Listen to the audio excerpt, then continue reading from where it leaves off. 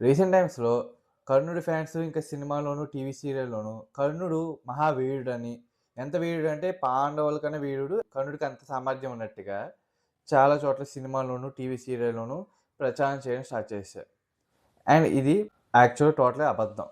వేదవ్యాసుల యొక్క ఒరిజినల్ మహాభారతంలో అసలు అలా లేనే లేదు. చాలా సార్లు కర్ణుడు అర్జునుడి చేతిలో ఓడిపోయాడు. అసలు కర్ణుడికి అర్జునుడితో యుద్ధం చేసి అంత అంత బలం లేదు.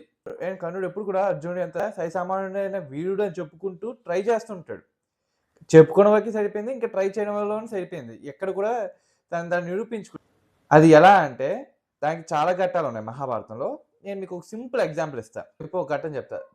కర్ణుడు అంగరాజ్యం రాజు అయిపోయిన తర్వాత ద్రోణాచార్యుడు తన శిష్యులకి గురు దక్షిణ అడుగుతామట. గురు దక్షిణ అడిగినప్పుడు ఏం అడుగుతాడంటే తన శత్రువైన ద్రుపద మహారాజుని ఓడించి, బంధించి తన దగ్గరికి తీసుకొని రమ్మని చెప్తారు. మీ అందరికి ఐడియా ఉండుంటది. ద్రోణాచార్యుడికి ఇంకా ద్రుపద మహారాజుకు ఉన్న శత్రుత్వం ఏంటో. తెలియకపోతే ఇంకో వీడియో చెప్తాను. ఇక్కడ తన శిష్యులకు చెప్తే పాండవులు, కౌరవులు ఇద్దరు పాల్గొంటారు. అండ్ అందులో కర్ణుడు కూడా పాల్గొంటారు. కావాలంటే స్క్రీన్ షాట్ చూపిస్తాను చూడండి. కాకపోతే కౌరవులు ఇంకా ఆవేశంతో ముందుకెళ్ళిపోయి ద్రుపద మహారాజుతో యుద్ధం చేస్తారు వాళ్ళ సైన్యంతో. పాండవులకి వాళ్ళకి ముందే తెలుసు కౌరవులు ద్రుపద మహారాజుని ఓడించలేదు. ఎందుకంటే ద్రుపద మహారాజు ఏం తక్కువడేం కాదు. మహావీరుడు అతను. కాబట్టి పాండవులు తెలుసు ఇప్పుడు ఈ కౌరవులు గెలవలేరు. అనవసరంగా మనం అక్కడికెళ్తే అసలు కౌరవులకి, పాండవులకి శత్రుత్వం ఉంది కాబట్టి క్లాష్ అయ్యి సరిగ్గా వారు గెలవలేమని చెప్పి పాండవులు అప్పుడే యుద్ధం చేయరన్నమాట. యుద్ధం దగ్గర ఉంటారు కానీ యుద్ధం అప్పుడే చేయరు.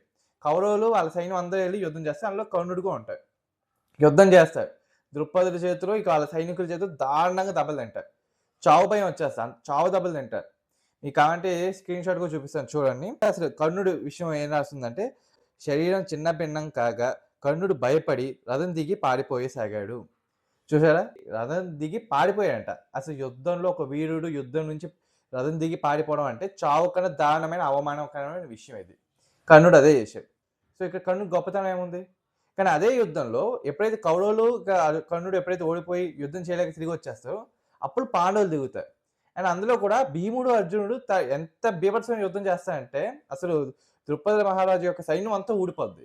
అండ్ అర్జునుడు ఒక్కడే ద్రుపద మహారాజుని సంపూర్ణంగా కొట్టి ఓడించేసి అతన్ని బంధించి ద్రోణాచార్య కాళ్ళ దగ్గర విసిరేస్తాడు. అండ్ ఆ సమయంలో ఓడిపోయిన ద్రుపదుడు కూడా ఒప్పుకుంటాడు. అర్జునుడు అంత వీరుని నేను ప్రపంచంలో ఎక్కడ చూడలేదని చెప్పి. సో, ఇక్కడ విషయం చూస్తే అంటే కర్ణుడు ఓడించలేని శత్రువుని అర్జునుడు ఓడించేసాడు. అంటే అర్జునుడు ఎంత వీరుడు? ఇక్కడ అర్థం చేసుకోవాలిగా. ఇలా ఇది ఒక్క సందర్భంలోనే కాదు. మహాభారతంలో చాలా సందర్భాల్లో ఇలాంటి ఘట్టాలు చాలా ఉంటాయి. త్వరలో దాని గురించి కూడా వీడియోస్ తీసుకొస్తాను. మీకు ఇంకేమైనా డౌట్ ఉంటే కామెంట్ సెక్షన్ కామెంట్ చేసి చెప్పండి. తప్పకుండా దాని గురించి వీడియోస్ చేస్తాను. జై శ్రీరామ్.